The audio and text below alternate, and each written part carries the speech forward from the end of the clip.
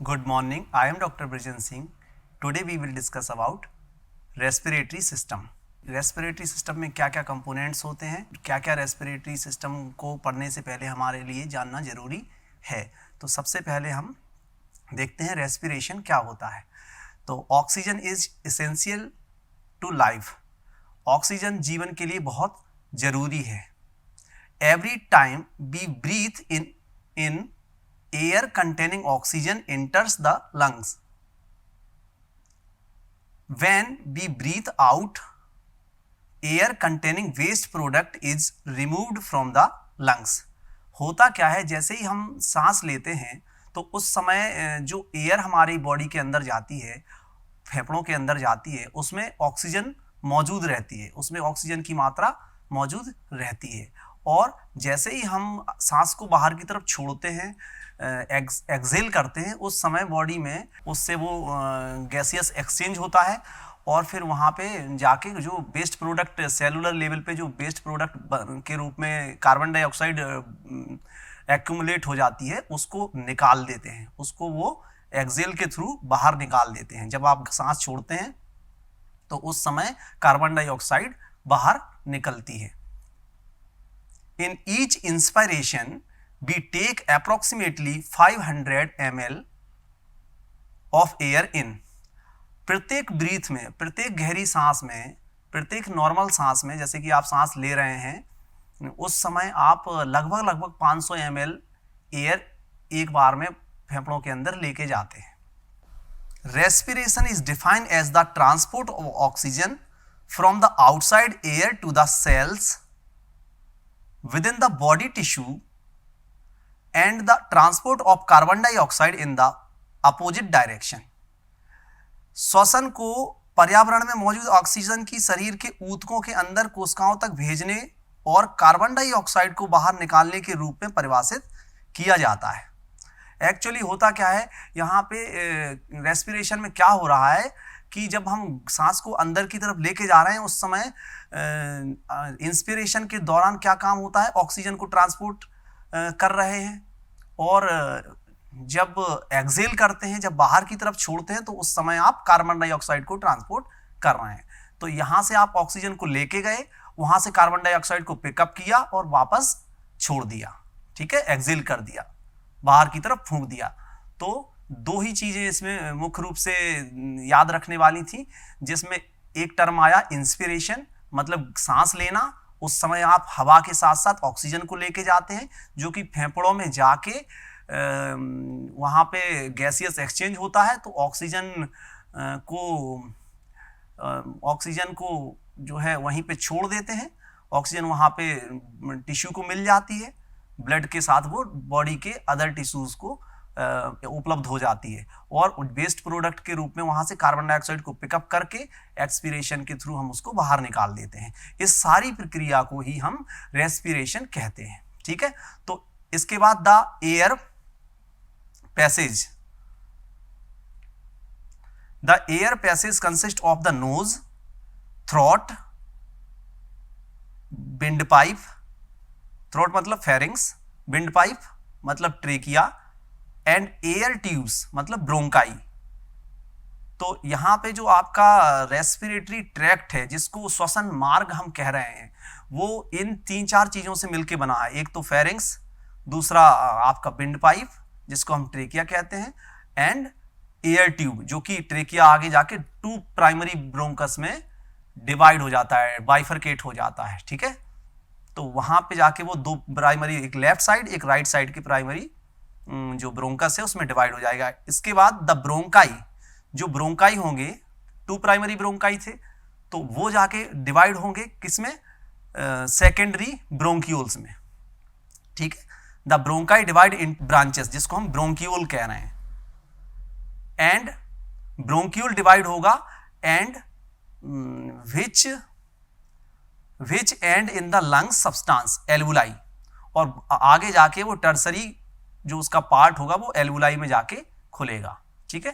वो तो सबसे पहला क्या रहेगा, ब्रोंकाई, ब्रोंकस और एल्वुलाई, ठीक है, प्राइमरी, सेकेंडरी और टर्सरी। इसके बाद इस डायग्राम के थ्रू हम समझते हैं। यहाँ पे देखिए ये नेजल कैविटी है, ये यहाँ पे ओरल कैविटी है, नेजल कैविटी और ओरल कैविटी अंदर जाके नेजल कैविटी अंदर जाके ओरल कैविटी में खुलती है।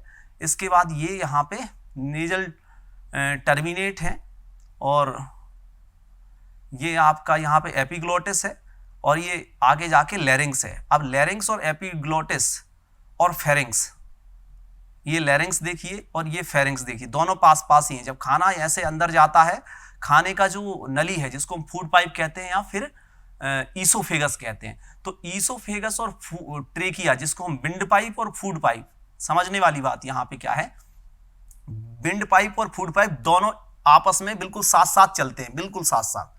जो एंटीरियर साइड होता है आगे की तरफ, जो आप यहाँ पे सुपरफिशियली पाल्पेट कर रहे हैं, ये जुजुलर नोच पे आप इसको पाल्पेट कर रहे हैं, तो यहाँ पे ये आप महसूस कर रहे हैं, ये क्या है, आपका विंड पाइप है। इसके बिल्कुल पीछे, ठीक पीछे आपको मिलेगा फूड पाइप जिसको हम ईसोफेगस कहते हैं, और इन दोनों का ओपनिंग एक ही जगह है, ओरल कैविटी में आके ये लैरिंग्स और फेरिंग्स के फॉर्म में आके खुलते हैं। ईसोफेगस की ओपनिंग को हम क्या कहते हैं, फेरिंग्स, और ट्रेकियल ओपनिंग को हम कहते हैं लैरिंग्स। ठीक है, तो यहां पे क्या रहता है, ये चीज हम क्यों समझ रहे हैं, ये चीज हम इसलिए समझ रहे हैं कि खाने वाली जो चीजें हैं, जो फूड सब्सटेंसेस हैं, वो कभी भी लैरिंग्स के अंदर नहीं जाने चाहिए, ट्रेकिया के अंदर नहीं जाने चाहिए। वहां पे जाएंगे तो एस्पिरेटेड निमोनिया कर देंगे, नुकसान हो जाएगा, प्रॉब्लम हो जाएंगी, बहुत सारे रेस्पिरेटरी कॉम्प्लिकेशन हो जाएंगे, तो वहां पे नहीं जाना होता है। और जब आप सांस ले रहे हैं तो वो सांस जो है आपकी प्रॉपर लैरिंग्स को क्रॉस करते हुए ट्रेकिया और ट्रेकिया से दोनों साइड के फेफड़ों में, राइट साइड और लेफ्ट साइड में बराबर बराबर मात्रा में पहुंचनी चाहिए। तो ये देखिए यहाँ पे ये आपको सी शेप की बहुत सारी रिंग्स दिख रही हैं। ये रिंग्स जो है ये पूरा का पूरा ट्रेकिया, ये कार्टिलेज यहाँ पे है। ठीक है, इसके बाद ये देखिए दो प्राइमरी ब्रोंकस में ये डिवाइड हो गया, दो प्राइमरी ब्रोंकस में ये डिवाइड हो गया, लेफ्ट, ये लेफ्ट साइड का, ये राइट साइड का। ठीक है, इसके बाद ये जो प्राइमरी है ये सेकेंडरी में डिवाइड हुआ। ठीक है, सेकेंडरी में कैसे डिवाइड होगा, एक अपर लोब के लिए, एक मिडिल लोब के लिए, एक लोअर लोब के लिए, इसमें भी ऐसे ही होता है, लेफ्ट साइड भी। ठीक है, इसके बाद ये सबसे छोटा इसका टर्सरी जो है यूनिट है जिसको हम एल्वुलाई कहते हैं। ठीक है, तो ये देखिए ये टर्सरी ब्रोंकस है, यहाँ पे ये टर्सरी ब्रोंकस है, ये सेकेंडरी ब्रोंकस है, और प्राइमरी आपने सबसे पहले ये लेफ्ट प्राइमरी प्रिंसिपल ब्रोंकाई, जिसको प्रिंसिपल ब्रोंकस भी हम कहते हैं। अब देखिए इसके बाद ये सारा का सारा क्या है, लंग्स फील्ड है, ये सारा का सारा लंग फील्ड है। ये देखिए सबसे छोटा यूनिट इसका एल्वुलस या फिर एल्वुलर डक्ट और एल्वुलर सैक है। ये सबसे, जहां पे आपका गैसियस एक्सचेंज होता है, सबसे जो है ये चीज छोटा यूनिट है। इसी लेवल पे आके गैसियस एक्सचेंज होता है, कार्बन डाइऑक्साइड हम पिकअप कर लेते हैं और ऑक्सीजन को वहां पे छोड़ देते हैं, जिससे ऑक्सीजन, ब्लड ऑक्सीजन को कैरी करके बॉडी के सारे टिश्यू को पहुंचाता है, सारे टिश्यू तक पहुंचाता है, जिससे फिर बाकी का मेटाबॉलिज्म वहां पे होता है। ठीक है, सारी की सारी एक्टिविटी होती है। ऑक्सीजन के बिना जीवन संभव नहीं है। ब्रेन कुछ समय में ही डेड होने लगता है अगर ऑक्सीजन ना मिले। ऐसी कंडीशन को हम क्या कहते हैं, हाइपोक्सिया कहते हैं। अगर टिश्यू पे या ब्रेन में कहीं भी ऑक्सीजन की इनसफिशियंसी हो रही है, उस टर्म, वहां पे हम क्या टर्म यूज करेंगे, हाइपोक्सिया। उसको आप विशेष रूप से याद कर लीजिए, ये आपके लिए बहुत ज्यादा जरूरी है। ठीक है, इसके बाद the lungs are situated on the right and left side of the chest cavity. Each lung is made up of a number of small sac called alveoli. तो थोरैक्स कैविटी के अंदर, चेस्ट कैविटी के अंदर दो फेफड़े होते हैं, एक राइट और एक लेफ्ट। दोनों ही फेफड़े जो है छोटे छोटे किससे बने होते हैं, एल्वुलाई से बने होते हैं, स्मॉल सैक, एंड उनको हम लोग एल्वुलाई कहते हैं। ठीक है, एल्वुलाई से मिलके बने होते हैं। ठीक है, हाँ। The lungs are covered by a membrane called pleura which lines the inner wall of the chest cavity.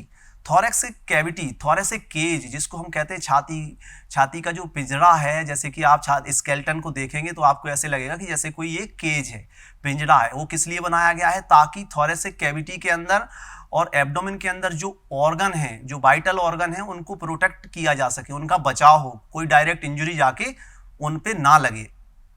ठीक है, तो पसलियां वहां पे उनको बचाती हैं। पसलियां क्या करती हैं? जो वाइटल ऑर्गन है जैसे हार्ट है, लंग है और पेंक्रियाज है, लिवर है, इन सबको क्या है? प्रोटेक्ट करता है। ठीक है, तो उसके अंदर अब थोरैसिक कैविटी को हम थोड़ा सा और समझ लेंगे कि उसके अंदर जो है हमारे दो फेफड़े होते हैं। ठीक है, एक राइट साइड का और एक लेफ्ट साइड का। अब राइट और लेफ्ट साइड के बीच में जो स्पेस रहता है इसको हम कहते हैं मीडियास्टिनम। ठीक है, क्या कहते हैं? मीडियास्टिनम। तो यहाँ पे ये देखिए, ये कार्डिक नोच जिसको हम कहते हैं, ये नोच फॉर द हार्ट ये लिखा हुआ है, इसको हम कार्डिक नोच कहते हैं। ये पूरा का पूरा देखिए, ये यहाँ पे कंप्लीट है, ये पूरा कंप्लीट है, ये यहाँ पे थोड़ा सा ऐसे घुमाव है, और ये पूरा का पूरा स्थान जो यहाँ पे बचता है, जो जगह यहाँ पे शेष बचती है, ये हार्ट के लिए है। ठीक है, तो यहाँ पे हार्ट सिचुएटेड होता है। तो इसके बाद जो लंग्स को बाहरी जो कवरिंग रहती है, लंग्स को ऊपर की तरफ जो कवरिंग रहती है, उसको हम कहते हैं प्लूरा। ठीक है, और लंग्स के और प्लूरल लेयर के बीच का जो स्पेस होता है उसको हम प्लूरल कैविटी कहते हैं। यहाँ पे हमें दो तीन चीजें समझ लेनी चाहिए। क्या क्या? एक तो लंग्स की जो आउटर लेयर है उसको हम क्या कहते हैं? प्लूरा। प्लूरा का दो पार्ट होता है, जिसको हम एक को कहते हैं पैराइटल प्लूरा, दूसरे को कहते हैं विसरल प्लूरा। पैराइटल प्लूरा जो है बाहर का है, और जो विसरल प्लूरा है वो एकदम अंदर का पोर्शन है, इनर लेयर है। वो इनर लेयर कैसे है? क्योंकि वो लंग्स के साथ एकदम चिपकी हुई रहती है। और पेराइटल प्लूरा क्या है? लंग्स के साथ, लंग्स से थोड़ा सा बाहर की तरफ रहता है। ठीक है, जैसे कि ये दोनों ही चिपकी हुई रहती है। जैसे कि ये वाला पोर्शन क्या है? आपका पेराइटल प्लूरा, और ये लंग्स के साथ जो बिल्कुल रगड़ के चल रही है, क्योंकि लंग्स को और विसरल प्लूरा को अलग नहीं किया जा सकता है, वो एकदम चिपकी हुई रहती, तो उसको हम क्या कहते हैं? Visceral pleura. अब विसरल प्लूरा का जो है दो तीन पार्ट होता है, उसका लोकेशन के हिसाब से रहता है। जैसे ऊपर की तरफ रहेगा तो यहाँ पे हम कहेंगे सर्वाइकल प्लूरा, यहाँ की तरफ रहेगा, लेटरल साइड रहेगा, इसको कहते हैं कोस्टल प्लूरा। और इसके बाद यहाँ पे जो नीचे की तरफ बेसल रीजन में होगा, जहाँ पे बेस होता है लंग्स का, उसको हम लोग कहते हैं डायफ्रामेटिक प्लूरा। ठीक है, इसके बाद डायफ्रामेटिक प्लूरा, इसके बाद हम लोग क्या कहेंगे? यहां पे ये मीडियास्टिनल प्लूरा कहलाएगी। ये बीच में जो दोनों स्पेस के, जो फेफड़ों के बीच में जो स्पेस रहता है, यहां इसको कहेंगे हम लोग, यहां पे हम लोग इसको कहेंगे मीडियास्टिनल प्लूरा। ठीक है, तो ये लोकेशन के हिसाब से इनको नाम दिए गए हैं। ठीक है, हाँ, तो आपको समझ में आया प्लूरल कैविटी। प्लूरल कैविटी क्या होती है? दोनों प्लूरा के और फेफड़े के बीच में जो स्पेस रहता है उसको हम प्लूरल कैविटी कहते हैं। उसमें अक्सर पानी भर जाता है तो हम लोग कहते हैं हाइड्रोथोरैक्स। ब्लड आ जाता है तो उसमें हम टर्म यूज करते हैं हीमोथोरैक्स। और अगर एयर वहां पे एक्यूमुलेट हो जाती है, कहाँ? फेफड़े के और प्लूरल लेयर के बीच में जो स्पेस है, प्लूरल कैविटी के अंदर अगर एयर आएगी तो उसको हम लोग कहेंगे न्यूमोथोरैक्स। ठीक है, ये तीन टर्म मैंने आपको अभी बताए, हाइड्रोथोरैक्स, न्यूमोथोरैक्स और हीमोथोरैक्स। न्यूमो मतलब एयर आ रही है, हीम मतलब ब्लड, और हाइड्रो मतलब वाटर। ठीक है, तो हाइड्रोथोरैक्स में पानी एक्यूमुलेट होगा और हीमोथोरैक्स में ब्लड एक्यूमुलेट होगा और न्यूमोथोरैक्स में एयर एक्यूमुलेट होगी। कहां पे? प्लूरल कैविटी के अंदर। बस इतना याद रखना, फेफड़ों में नहीं, फेफड़ों में तो एयर होती ही है। लोग अक्सर कंफ्यूज होते हैं, पीछे अगर किसी को बीमारी हुई, मान लीजिए प्लूरल इफ्यूजन हुआ, पस वगैरह एक्यूमुलेट वहां पे हो गया, तो लोग कहते हैं फेफड़ों में पानी आ गया। तो ये सही बात नहीं है, फेफड़ों में तो पानी हो ही नहीं सकता है। ठीक है, वो एक्चुअली कहाँ रहता है? प्लूरल कैविटी के अंदर। ठीक है, तो हम लोग उसको इजीली ड्रेन कर लेते हैं। ठीक है, अब यहाँ पे एक चीज और समझने वाली क्या रहेगी कि एक हमारे राइट साइड के फेफड़े को हॉरिजॉन्टल और ऑब्लिक फिशर के द्वारा, हॉरिजॉन्टल और ऑब्लिक फिशर के द्वारा तीन पार्ट में डिवाइड किया गया है। फर्स्ट पार्ट ऊपर का जो है उसको हम लोग अपर लोब कहेंगे, बीच वाला जो पोर्शन है इसको हम मिडिल लोब कहेंगे, और सबसे नीचे का जो है इसको हम लोअर लोब कहेंगे। ठीक है, हाँ, इसके बाद यहां पे ये ऑब्लिक फिशर है। देखिए लेफ्ट साइड केवल एक ही फिशर होता है, ऑब्लिक। और ऑब्लिक फिशर में क्या खास बात रहेगी कि ये अपर पार्ट और लोअर पार्ट में ही डिवाइड करेगा। किसको? Left side. तो टोटल लोब कितने रहेंगे फेफड़े में? 5 लोब रहेंगे। कितने रहेंगे? 5। 3 राइट साइड, अपर, मिडिल और लोअर, और यहां पे अपने 2 लेफ्ट साइड आपका दो रहेगा, अपर लोब और लोअर लोब, ठीक है। इसके बाद respiratory muscles, the respiratory muscles diaphragm, intercostal and abdominal muscles help to contract and expand the lungs to facilitate the breathing. यहाँ पे मुख्य रेस्पिरेटरी मसल्स आपको जो देखने को मिलेंगी वो डायफ्राम, इंटरकोस्टल, कुछ एब्डोमिनल मसल्स हैं जो कि हेल्प करती हैं किसमें, कॉन्ट्रैक्शन में, ठीक है, जो कि आप जब इनहेल करते हैं उस समय एक्ट होती हैं। And expand, contract and expand the lungs to facilitate the breathing, और उसको आसान बनाती हैं, आपकी ब्रीदिंग को, सांस लेने की प्रक्रिया को आसान ये चीज बनाती हैं, जिसमें मुख्य रूप से हम डायफ्राम, जो हमारी डायफ्राम मसल्स है, एक बहुत बड़ी मसल्स है जो कि प्राइमरी रेस्पिरेटरी मसल्स है, ठीक है। The primary inspiratory muscles are the diaphragm and external intercostal. यहाँ पे दो चीजें हमें जरूर समझ लेनी चाहिए, क्या क्या, प्राइमरी जो इंस्पिरेटरी मसल्स है, जो कि जिसकी वजह से इनहेलेशन हम करते हैं, अंदर की तरफ सांस लेते हैं, वो उसके लिए कौन रिस्पॉन्सिबल है, diaphragm and external intercostal muscles, ठीक है। इसके बाद accessory muscles, accessory inspiratory muscles are the sternocleidomastoid and the scalenus anterior, medius and posterior. बाकी pectoralis major and minor, the inferior fibre of serratus and latissimus dorsi or serratus posterior superior may be help in inspiration. Also the iliocostalis muscles भी cervicis, इलियोकोस्टालिस सर्वाइसिस जो muscles है, ये सारी की सारी accessory muscles हैं। ये तब काम करती हैं, तब एक्ट करती हैं जब किसी तरीके से आपकी कोई एब्डोमेन की सर्जरी हुई है या किसी तरह से आपको रेस्पिरेटरी प्रॉब्लम्स हो रही हैं जिसकी वजह से आप सांस नहीं ले पा रहे हैं, डायफ्राम में कोई इश्यू हुआ है, स्पैज में चला गया है, या फिर कोई और उससे डायफ्राम से रिलेटेड प्रॉब्लम हुई है, तो आपकी कौन मसल्स एक्टिव हो जाएंगी, एसेसरी मसल्स एक्टिव हो जाएंगी। इसको हम कैसे पहचानेंगे कि पेशेंट की एसेसरी मसल्स एक्टिव हैं, एसेसरी ब्रीदिंग कर रहा है, क्योंकि उसको शोल्डर एलिवेशन में जाएंगे, ऐसे सांस लेगा,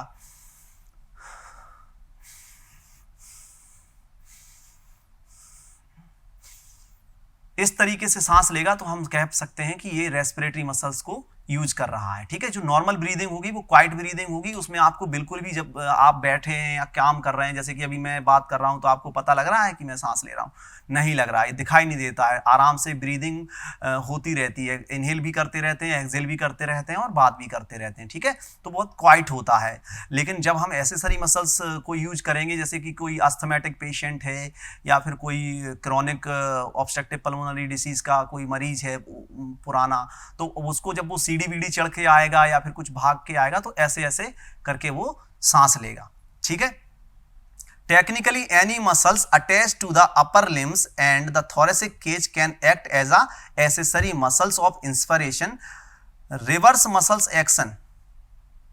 The accessory expiratory जो muscles are the abdominal muscles, rectus abdominis, external oblique, internal oblique and transverse abdominis. यहाँ पे एक चीज आपको बता देना चाहते हैं कि देखिए, जो इंस्पिरेशन है वो एक एक्टिव प्रोसेस है, इंस्पिरेशन एक्टिव प्रोसेस है, और जो एक्सपायरेशन है वो एक पैसिव प्रक्रिया है, पैसिव प्रोसेस है जो कि अपने आप होती है डायफ्राम के रिलैक्सेशन के दौरान। आगे हम लोग इसी बात पे चर्चा करने वाले हैं, ठीक है। तो यहाँ पे आप लोगों को समझ लेना चाहिए कि जो सांस लेने के लिए तो मसल्स है, जिसको हम क्या क्या कह रहे हैं, डायफ्राम और एक्सटर्नल इंटरकोस्टालिस, ठीक है।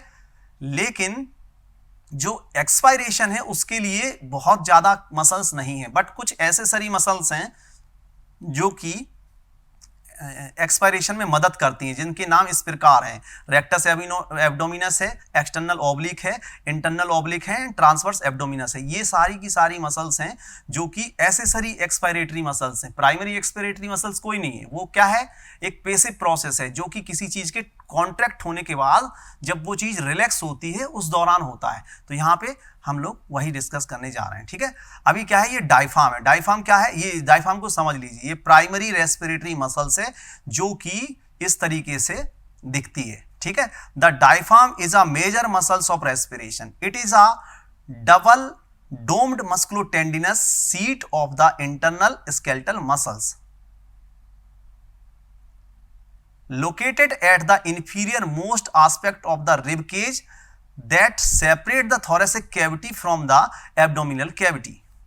तो डायफ्राम एक मस्कुलोटेंडिनस मसल्स के साथ साथ टेंडन भी है। ये देखिए पूरा ये जो व्हाइट आपको दिख रहा है ये टेंडन है यहाँ पे, ठीक है। तो ये रेड ये है मसल्स। तो ये मस्कुलोटेंडिनस सीट है, एक तरीके से चादर की तरह ये रहती है, जो कि एक मुख्य काम क्या करती है कि थोरेसिक कैविटी को और एब्डोमिनल कैविटी को दो पार्ट में डिवाइड करती है। ये इस चीज के लिए रिस्पॉन्सिबल है। इस तरीके से ये हमारा ट्रंक है, ये धड़ पूरा हमारा है, जिसमें हमारा एब्डोमेन पोर्शन है, जो अम्बलाइकल नाभि वाला पोर्शन रहेगा उसको हम पेट कहते हैं, एब्डोमेन कहते हैं।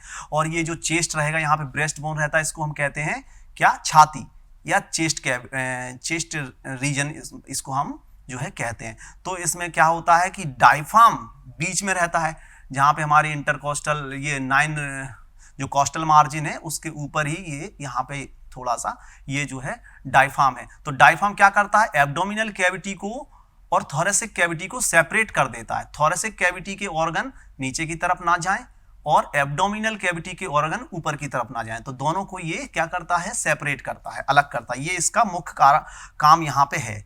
It serve 2 main function. जो 2 मेन फंक्शन है वो क्या क्या है, हम लोग यहाँ पे डिस्कस करने वाले हैं। तो सबसे पहला क्या है, separate the thoracic cavity from the abdominal cavity, undergoes contraction and relaxation.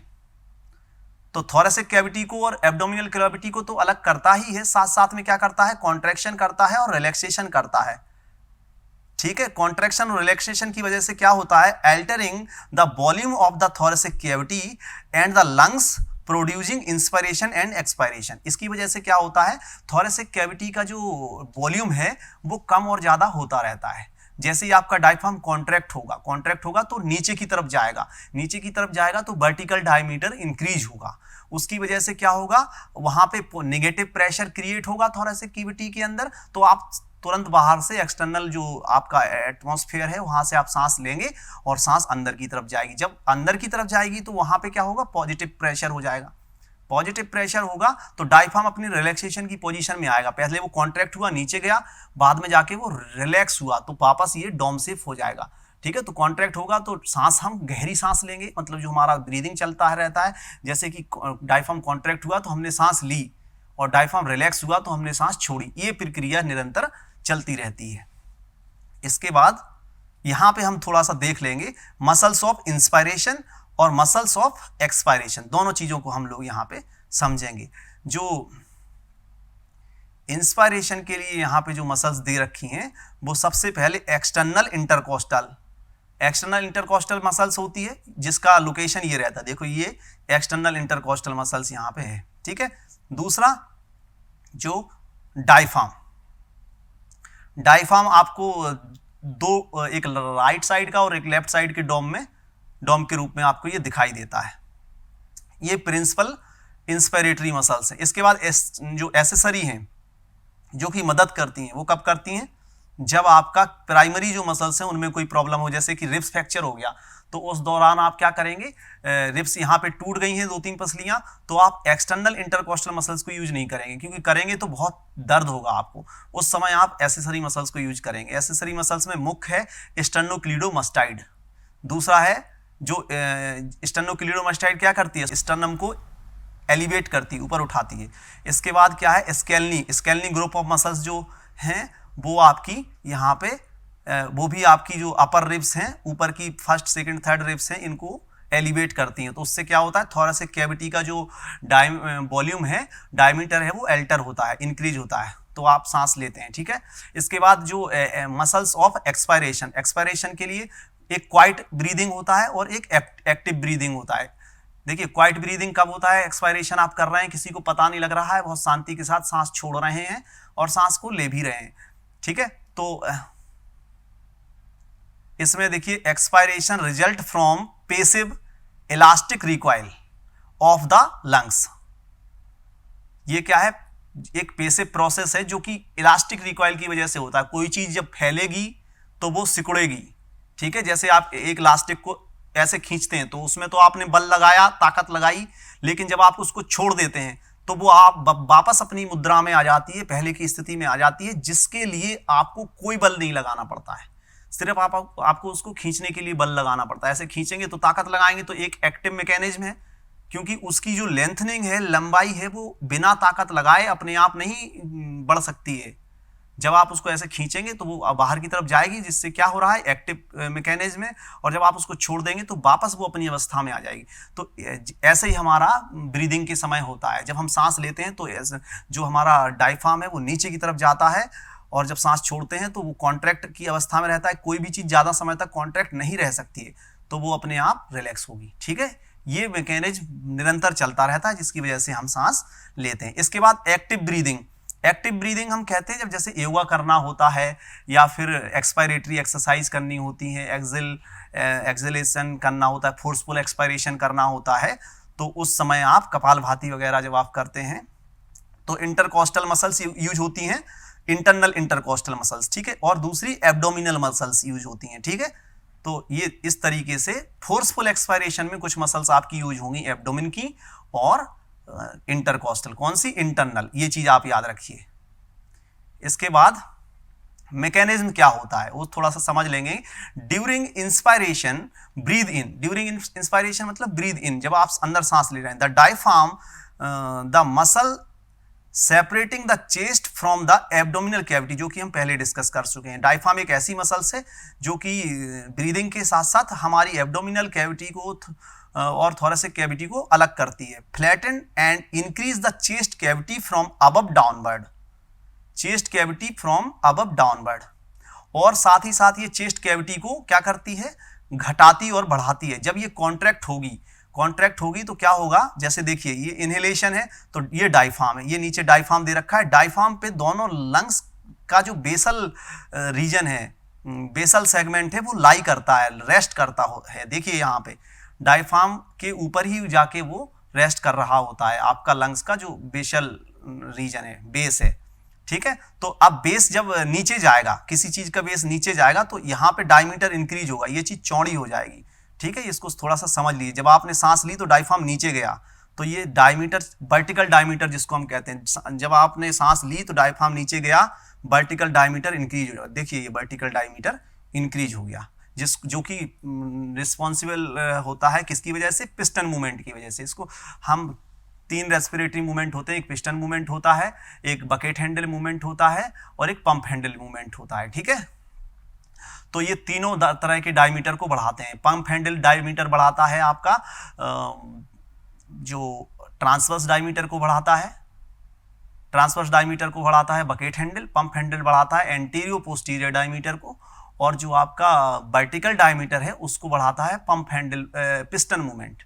तो कैसे समझेंगे? पिस्टन मूवमेंट बढ़ाएगा वर्टिकल डायमीटर, बकेट हैंडल बढ़ाएगा piston movement vertical diameter, bucket handle जो कि ऐसे जाएगा, बकेट हैंडल ऐसे, तो ये आपका ट्रांसवर्स डायमीटर बढ़ाएगा। और आगे पीछे का जो स्टर्नम है, ये आपने सांस ली है, स्टर्नम आगे की तरफ आया, तो जो आगे पीछे का जो डायमीटर है वो पंप हैंडल मूवमेंट की वजह से होगा, और एंटेरो पोस्टीरियर डायमीटर इंक्रीज होगा। तो 3 तरीके से फेफड़ों की चौड़ाई बढ़ेगी। जो थोरेसिक कैविटी है वो एक्सपेंड होगी, फूलेगी, तो लंग्स को स्पेस मिलेगा और ब्रीद इन होगी। इसके बाद the ribs move upward and forward increasing the capacity of the chest cavity from front to the back by the action of the muscles situated between the ribs. The lungs expand and air enters them. This is a active process. ये सारी की सारी active process है, जिसकी वजह से आपकी पसलियां आगे की तरफ जाती हैं और वहां पे जाके आपका एंटीरियो पोस्टीरियर ट्रांसवर्स और वर्टिकल डायमीटर इंक्रीज होता है, जिससे थोरैक्स कैविटी के अंदर स्पेस बनता है और नेगेटिव प्रेशर क्रिएट होता है, तो सांस जाती है, आप सांस लेते हैं, और जो कि एक एक्टिव प्रोसेस है, समझ लीजिए। इसके बाद देखिए ये सारा का सारा देखिए लंग्स चौड़ा हो गया, पूरा डायमीटर बढ़ गया, और इनहेल किया तो डायफ्राम का डायरेक्शन नीचे की तरफ है। ठीक है, ड्यूरिंग एक्सपायरेशन ब्रीदिंग जब आउट करेंगे, during expiration breathe out the reverse process take place, जो कि इस सारी प्रक्रिया का उल्टा होगा, जिसमें आप सांस छोड़ेंगे और जो चीज जो डायमीटर आपका इंक्रीज हुआ था वो वापस अपनी पहले की स्थिति में पहुंचेगा इलास्टिक रिकॉइल की वजह से। ठीक है, the diaphragm comes back to its original state and the ribs fall back forcing the air out of the lungs, और डायफ्राम आपका अपनी पुरानी पोजीशन में पहुंचेगा, जैसे जो उसकी रेस्टिंग पोजीशन है, नॉर्मल पोजीशन है, तो उसकी वजह से आप सारी की जो रिब्स हैं वो अपनी जगह पहुंचेंगी, तो सारा का सारा एयर आप आउट कर देंगे। ठीक है, this is a totally passive process, ये टोटल पेसिव प्रोसेस है जिसमें आपको कोई बल नहीं लगाना पड़ता है। ठीक है, ये चीज समझ लीजिए। तो इसमें समझने वाली क्या बातें थी, दो बातें थी, एक पेसिव और एक एक्टिव, और रेस्पिरेटरी मसल्स के नाम, ठीक है, जो आपने पढ़ लिए। इसके बाद ये देखिए यहां पे, जैसे आपने इनहेल किया तो डायफ्राम की पोजीशन क्या हुई, और एक्सहेल किया तो ये डायफ्राम की पोजीशन क्या है, ये देख लीजिए। इनहेल किया तो ये थोड़ा सा फ्लैट हुआ, नीचे की तरफ आया, और एक्सहेल किया तो ये ऊपर की तरफ गया, और इसने फेफड़ों के ऊपर बल लगाया और फेफड़ों ने सारी एयर को बाहर निकाल दिया। Relaxed normal expiration is a passive process happens because of the elastic recoil of the lungs. समझ लीजिए, elastic recoil of the lungs, जो फैला है वो वापस अपनी अवस्था में पहुंचेगा, इस चीज को हमें समझना है। तो फैला तो था जब आपने ताकत लगाई, एक्टिव प्रोसेस है, लेकिन जब वो वापस आया तो वो टोटल का टोटल आपका पेसिव प्रोसेस है। जैसे कि हमने किसी इलास्टिक को खींचा, ताकत लगाई और छोड़ दिया तो वो वापस अपनी मुद्रा में आ गई, तो वापस जब आई उसको हम क्या कहते हैं, पेसिव प्रोसेस। ठीक है, बस ऐसे इसको हमें याद रखना। एंड सरफेस टेंशन, इसके लिए सरफेस टेंशन, पृष्ठ तनाव भी रिस्पॉन्सिबल है, जो कि फिजिक्स में आपने पढ़ा होगा। However, there are a few muscles that help in forceful expiration and include the internal intercostalis और intercostalis intimi, subcostalis और abdomen muscles। तो फोर्सफुल एक्सपायरेशन, जैसे कि हमने बताया, फोर्सफुल एक्सपायरेशन क्या होता है, ऐसे जब आप एकदम से सांस छोड़ते हैं या गुब्बारा बलून को फुलाते हैं तो उस समय आपको एब्डोमेन मसल्स का जरूरत रहता है, और इंटरनल इंटरकोस्टल मसल्स का रहता है। इंटरनल जो ये देखिए इंटरकोस्टालिस इंटिमी और सबकोस्टालिस जो मसल्स रहती हैं, ठीक है, और एब्डोमेन की जो मसल्स रहती हैं, इनका आप यूज करेंगे, और ये इन्हीं की वजह से हो पाता है फोर्सफुल एक्सपायरेशन। बस क्वाइट एक्सपायरेशन में पेसिव है, उसमें किसी मसल्स की जरूरत नहीं रहती।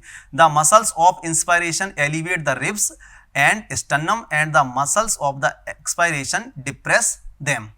जब आप जो इंस्पायरेशन करते हैं, इनहेल करते हैं, तो जो स्टर्नम है आगे का, जिसको ब्रेस्ट बोन कहते हैं, वो ऊपर की तरफ जाएगी और पसलियां आपकी साइड की तरफ जाएंगी, ऐसे। ठीक है, तो ये सारा का सारा इंस्पिरेशन के दौरान होगा, और जब एक्सहेल करेंगे तो ये वापस अपनी इस अवस्था में आ जाएंगे। ठीक है, हाँ, जैसे सांस लेके देखिए तो पाएंगे कि ये छाती का जो ब्रेस्ट बोन है ये आगे की तरफ जा रहा है, और जब सांस छोड़ेंगे ये वापस अपनी पोजीशन में गया। ठीक है, तो क्लियर। इसके बाद जो alveolus gas exchange, the exchange of oxygen and carbon dioxide take place through the blood circulating in these capillaries. Oxygen is absorb by the red blood corpuscles of the blood. RBC क्या है, oxygen को absorb कर लेती हैं। Water vapours and carbon dioxide are let out from the blood plasma into the alveoli and expelled out. ठीक है, तो RBC क्या करेंगी, आपकी जो आरबीसी क्या करेंगी, ऑक्सीजन को ले जाएंगी, और कार्बन डाइऑक्साइड वहां पे आपको मिल जाएगी, कार्बन डाइऑक्साइड वेस्ट प्रोडक्ट के रूप में वहां पे आपको मिलेगी, तो कार्बन डाइऑक्साइड को आप गंदी हवा के रूप में बाहर निकाल देते हैं। ठीक है, तो ऑक्सीजन को आरबीसी कैरी करके बॉडी के टिश्यू की तरफ लेके जाती हैं, किसके साथ, ब्लड के साथ। आरबीसी क्या है, एक ब्लड सेल्स है, रेड ब्लड कार्पस्कल्स। ठीक है, हाँ।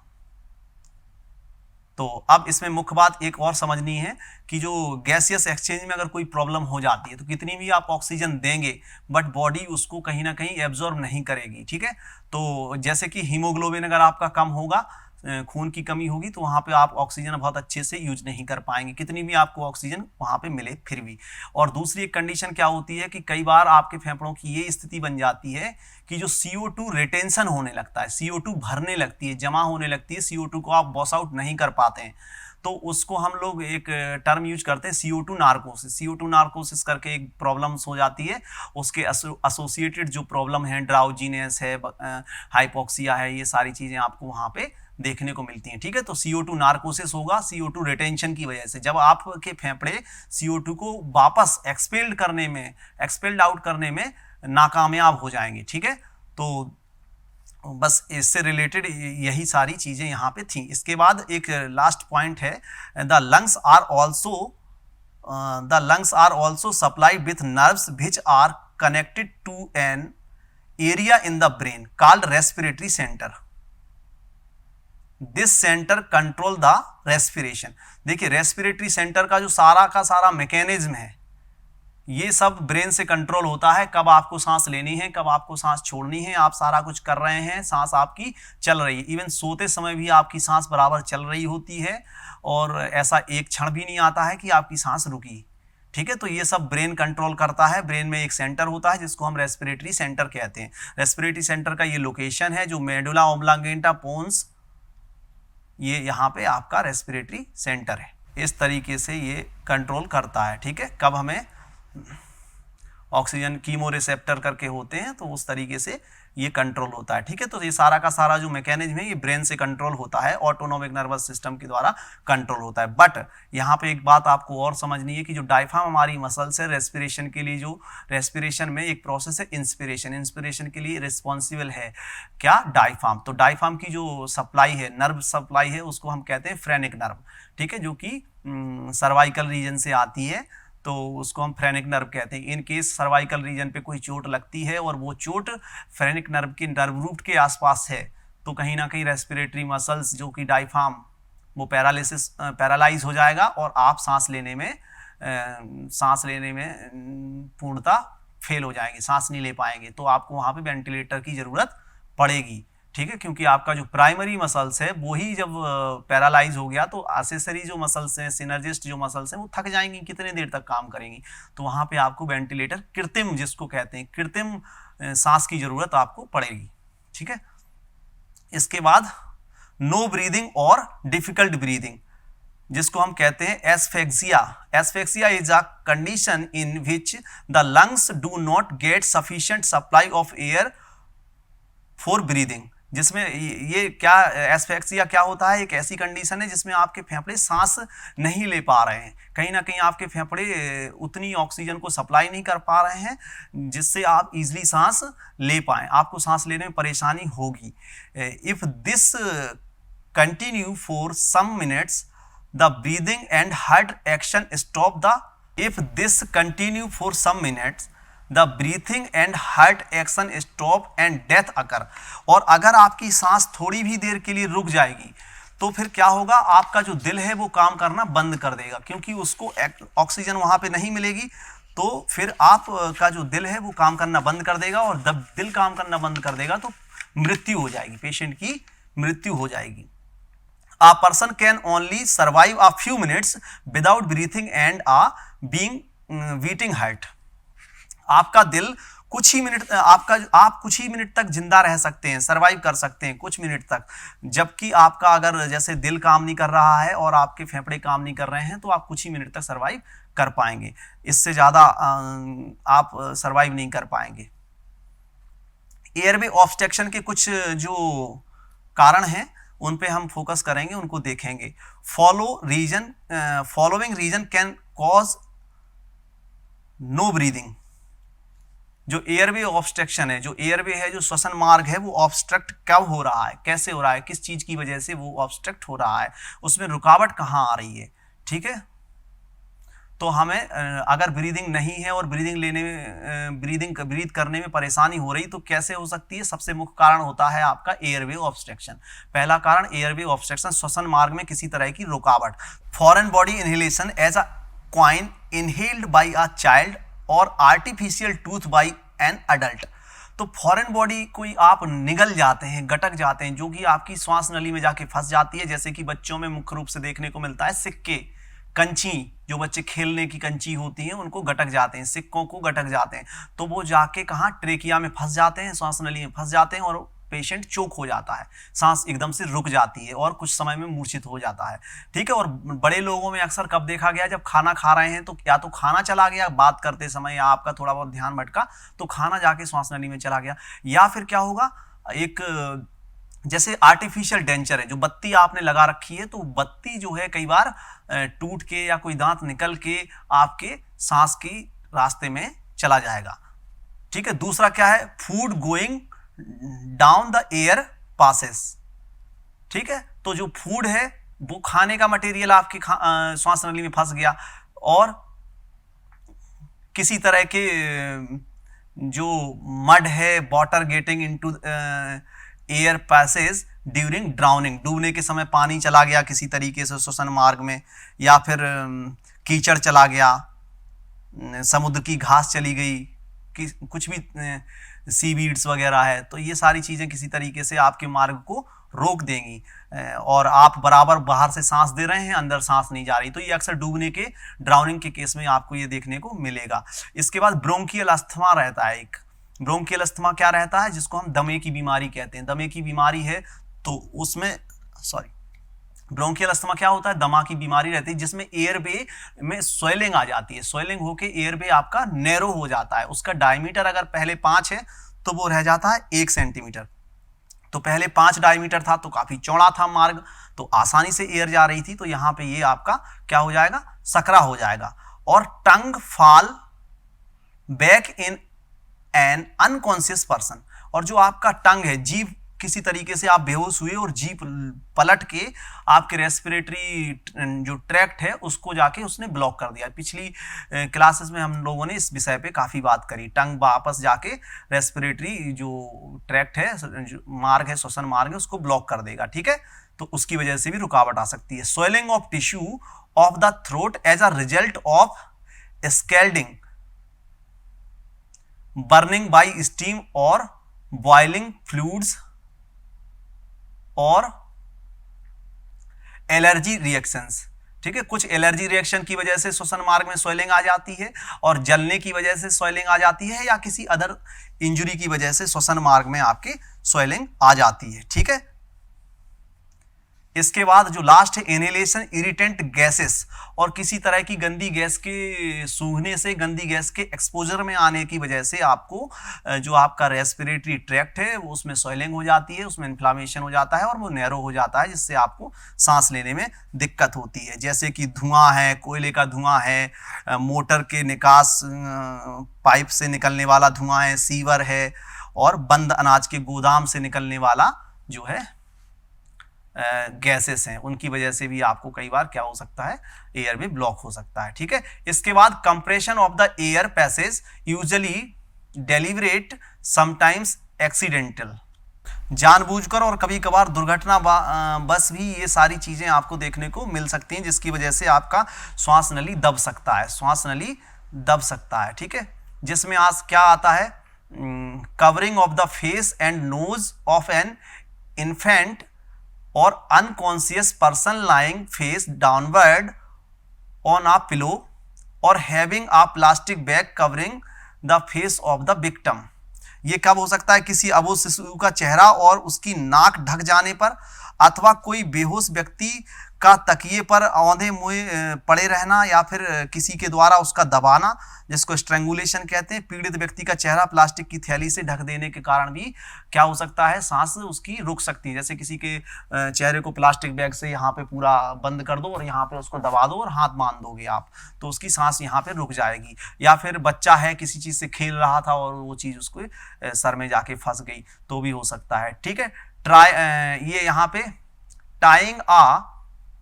tying a rope of scarf tightly around the neck causing strangulation. ये बात पहले भी मैं बता चुका हूं कि अगर आप बहुत ज़्यादा टाई बांधी हुई है, या फिर कोई रोप है, या फिर स्कार्फ बांधा हुआ है और वो बहुत ज़्यादा टाइट है, या फिर किसी ने खींच दिया, या फिर किसी मशीन में जाके वो फंस गया, दुपट्टा आपने, गमछा आपने लिया हुआ है, तो वहाँ पे आपका क्या हो सकता है, स्ट्रैंगुलेशन हो सकता है, दम घुट सकती है किसी तरीके से। इसके बाद हैंगिंग की वजह से क्या होता है, फांसी लगाने या गला दबाने की वजह से भी आपकी सांस, यहाँ पे रेस्पिरेटरी जो पैसेज है, मार्ग है, वो आपका ब्लॉक हो सकता है। हैंगिंग में पता ही है आपको, रस्सी की वजह के दबाव की वजह से जो श्वसन मार्ग है वो आपका बंद हो जाएगा। ठीक है, इसके बाद आता है condition affecting the respiratory mechanism. और अब देखिए ये तो सारे के सारे मैकेनिकल रीजन थे। इसके बाद जो फिजियोलॉजिकल रीजन है वो क्या क्या हो सकते हैं जिससे रेस्पिरेटरी मैकेनिज्म आपका फेल हो सकता है। इसमें आता है स्पेशली टेटनस, स्पेशली क्या क्या आता है, एपिलेप्सी, टेटनस और रेबीज। रेबीज कुत्ते के काटने से होता है और एक्सेट्रा। ठीक है, तो ये 3 चीजें हो गई। मिर्गी को कहते हैं हम, एपिलेप्सी को क्या कहते हैं, मिर्गी। टेटनस जो आपको टेटनस लोहे की किसी चीज की वजह से क्लास्ट्रीडियम टेटनी नाम का एक बैक्टीरिया होता है जो कि गंदी जगह पे होता है, गोबर कचड़े की जगह पे होता है और लोहे की जंग लगी किसी चीज के लगने से भी हो सकता है। तो अगर किसी चीज का आपको कभी आप उसके एक्सपोजर में आ जाते हैं या फिर आपको कुछ लग जाता है, कई बार लोग ये समझते हैं कि जंग लगा हुआ लोहा लगेगा तभी आप टेटनस टॉक्साइड का वैक्सीन लगवाएंगे। और अगर आपको कुछ ऐसे लग गया, छिल गए, पत्थर लग गया, तो ऐसी स्थिति में आप सोचते हैं अरे कोई जंग की चीज तो हमें लगी नहीं, तो हमें क्या जरूरत है टेटनस लगवाने की, टेटनस का इंजेक्शन लगवाने की। लेकिन ऐसा नहीं है, आपका घाव खुला है, आप कभी भी धूल मिट्टी के एक्सपोजर में आ सकते हैं। आपका धूल मिट्टी का कोई काम है तो आप जरूर, छोटी सी चोट कहीं से किसी भी जगह किसी भी वजह से आपको लगती है तो आप तुरंत ही टेटनस वैक्सीन लगवाइए। ठीक है, क्योंकि टेटनस होने का उसमें खतरा बराबर बना रहता है, उसमें जरूरी नहीं है कि लोहे की जंग लगी चीज ही आपको लगे। इसके बाद nerve disease causing paralysis of the chest wall और डायफ्राम। देखिए जैसे हमने अभी बात करी थी, डायफ्राम की नर्व सप्लाई क्या होती है, फ्रेनिक नर्व। फ्रेनिक नर्व का पैरालिसिस हो जाएगा तो डायफ्राम काम करना बंद कर देगा। और चेस्ट की किसी मसल्स में नर्व में इंजरी हो गई है तो वहां पे भी आपका मुश्किल हो जाएगा, सांस आप नहीं ले पाएंगे। ठीक है, इसके बाद पॉइजन में भी जहर आपने खा रखा है या किसी विक्टिम ने जहर खा रखा है तो ऐसी स्थिति में भी आपका रेस्पिरेटरी जो मैकेनिज्म है वो बिगड़ जाएगा, सांस नहीं ले पाएंगे। सांप के काटने में भी न्यूरोजेनिक मायोपैथी जो रहती है, न्यूरोजेनिक सिम्टम्स जो आपको देखने को मिलते हैं वाइपर वगैरह के काटने से आपको वहाँ पे देखने को मिलते हैं ये। ठीक है, जो कि हम स्नेक बाइट में डिटेल में डिस्कस करेंगे। तो उसकी वजह से भी आप सांस लेना बंद कर देते हैं, सांस लेना मुश्किल हो जाता है, रेस्पिरेटरी सेंटर आपका अफेक्ट होता है। कंडीशन अफेक्टिंग रेस्पिरेटरी सेंटर, जिसमें आपका कंडीशन अफेक्टिंग रेस्पिरेटरी सेंटर, इसने तो रेस्पिरेटरी मैकेनिज्म को अफेक्ट किया, ये सेंटर को अफेक्ट करेगा, जिसमें स्ट्रोक होगा और इलेक्ट्रिक शॉक होगा और overdose of morphia, similar product such as barbiturate, sleeping tablets. Basically क्या है, स्लीपिंग टैबलेट का ओवरडोज आप ले रहे हैं तो आपका रेस्पिरेटरी डिप्रेस, उसका एडवर्स इफेक्ट होता है, रेस्पिरेटरी सिस्टम को वो क्या करती हैं, डिप्रेस करती हैं, तो उसकी वजह से भी सांस आपकी रुक सकती है। और इलेक्ट्रिक शॉक होता है। ठीक है, इसके बाद ये क्या होता है, स्ट्रोक होता है। और स्ट्रोक मतलब आपके ब्रेन में ब्लड का हाइपरटेंशन की वजह से ब्रेन में किसी आर्टरी का फट जाना, जिसकी वजह से एकदम से ब्रेन में हेमरेज हुआ और हेमरेज आपका रेस्पिरेटरी सेंटर के आसपास हुआ तो वो रेस्पिरेटरी सेंटर पे दबाव डालेगा, जिसकी वजह से आपको सांस लेने में परेशानी होगी। और इलेक्ट्रिक शॉक मतलब करंट लगना। ठीक है, तो ये भी कारण यहाँ पे हो सकते हैं। इसके बाद और एक कारण और हो सकता है कि पहले से ही आप ऐसी जगह पे कहीं गए हुए हैं, lack of oxygen at high altitude. High altitude मतलब समुद्र तल से अधिक ऊंचाई, लगभग 3000 मीटर को हम लोग हाई एल्टीट्यूड कहते हैं, 3-3.5 मीटर को हाई एल्टीट्यूड कहते हैं। ठीक है, तो समुद्र तल से अगर आपकी जो ऊंचाई ज़्यादा है, आप ऐसे हिली एरिया पे कहीं पे गए हैं जहाँ पहले से ही ऑक्सीजन की कमी थी और आपको पहले से कोई फेफड़ों की बीमारी थी या नहीं थी, लेकिन वहाँ पे ऑक्सीजन की कमी हुई तो उसकी वजह से आपकी दम वहाँ पे घुट सकती है।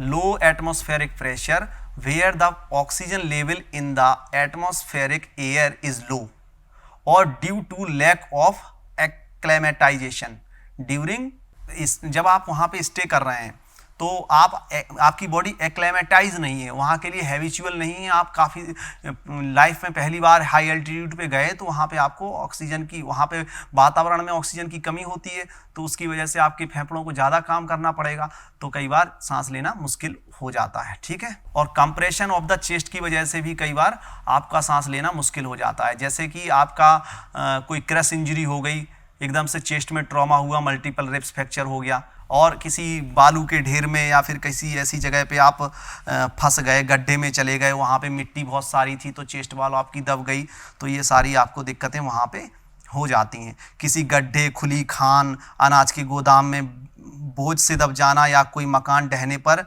बीम या किसी खंबे के नीचे दब जाना, ये सारी चीज़ों की वजह से भी चेस्ट आपका कंप्रेस हो सकता है। किसी दीवार के नीचे दब जाना या भगदड़ के दौरान दब जाना भी क्या होता है, उसकी वजह से भी आपका चेस्ट कंप्रेशन हो सकता है। इसके बाद अधिक ऊंचाई का मैं डिस्कस ही कर चुका हूं। अधिक ऊंचाई वाले स्थानों पर हवा का दबाव कम होने के कारण ऑक्सीजन का स्तर पहले से ही कम हो जाता है या कम होता है, तो फिर ऐसे स्थानों पे आपको सांस लेने में परेशानी होती है। ठीक है, तो अब क्या है, what do I see and inquiry the sign of no breathing are.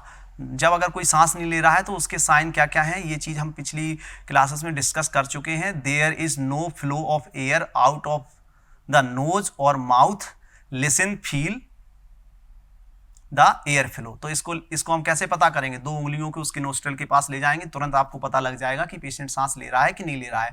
और दूसरा, उसके चेस्ट को, जो उसका चेस्ट है, उसके मूवमेंट को हम देखेंगे, चेस्ट बॉल के मूवमेंट को देखेंगे कि चेस्ट बॉल में मूवमेंट हो रहा है कि नहीं हो रहा है। चेस्ट बॉल अगर ऊपर की तरफ जाएगा और वापस नीचे की तरफ जाएगा तो इसको आपको एक नज़र में पता लग जाएगा कि पेशेंट की सांस चल रही है कि नहीं चल रही है। ठीक है, the chest of the victim does not move up and down, तो आप क्या समझेंगे, नहीं मूव कर रहा है तो पेशेंट की सांस कहीं ना कहीं नहीं चल रही है। ठीक है, इसके बाद सांस जब ये नहीं लेगा, आपको 1 सेकंड में पता चल जाएगा, तो आपको माउथ टू माउथ ब्रीदिंग वहाँ पे देनी है। इसके बाद अगर ऑक्सीजन की कहीं ना कहीं कमी हो रही है तो एक लास्ट टर्म हम डिस्कस करेंगे यहाँ पे, जिसको हम कहते हैं hypoxia.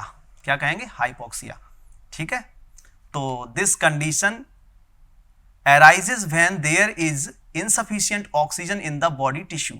There are a number of causes of hypoxia, ranging from suffocation, choking and poisoning to impaired lung or brain function. ठीक है, हाइपोक्सिया क्या होता है, बेसिकली किसी बॉडी टिश्यू में ऑक्सीजन की कमी। जैसे ही हाइपोक्सिया होगा, ऑक्सीजन की कमी होगी तो बॉडी का जो हमारा टिश्यू है वो ब्लू कलर का हमें दिखाई देगा, नीला पड़ जाएगा, तो हम उसको एक नज़र में पहचान सकते हैं इसको हाइपोक्सिया हुआ है।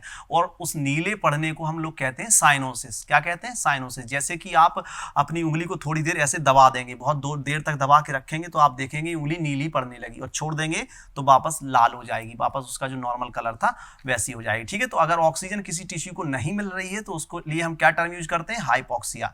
ये चीज यहाँ पे याद करिए। इसके बहुत सारे कारण हैं हाइपोक्सिया के। क्या क्या, बहुत समय तक एयरवे, जो आपका सांस का रास्ता है, वो ब्लॉक रहा और किसी तरीके से आपने सांस नहीं ली, चोकिंग हुई, कुछ फंस गया गले में, जहर खाया हुआ है तो बेहोशी हो गई, रेस्पिरेटरी सेंटर डिप्रेस हो गया, तो भी आप हाइपोक्सिया हो सकता है। ठीक है, या फिर आप वेंटिलेटेड हैं और वेंटिलेटर बंद हो गया, पहले से आप वेंटिलेटर पे पड़े हुए हैं और रात को लाइट चली गई, या फिर किसी तरीके से कोई टेक्निकल फॉल्ट हो गया, वेंटिलेटर में बैकअप बहुत अच्छा नहीं था, तो तुरंत के तुरंत वहाँ पे आपको हाइपोक्सिया हो सकता है। अगर 8-10 मिनट आपको ऑक्सीजन नहीं मिली तो। ठीक है, 10 मिनट तक आपको ऑक्सीजन नहीं मिलेगी तो ब्रेन डेड हो जाएगा। ठीक है, the condition is accompanied by a variety of symptoms depending on the degree of hypoxia.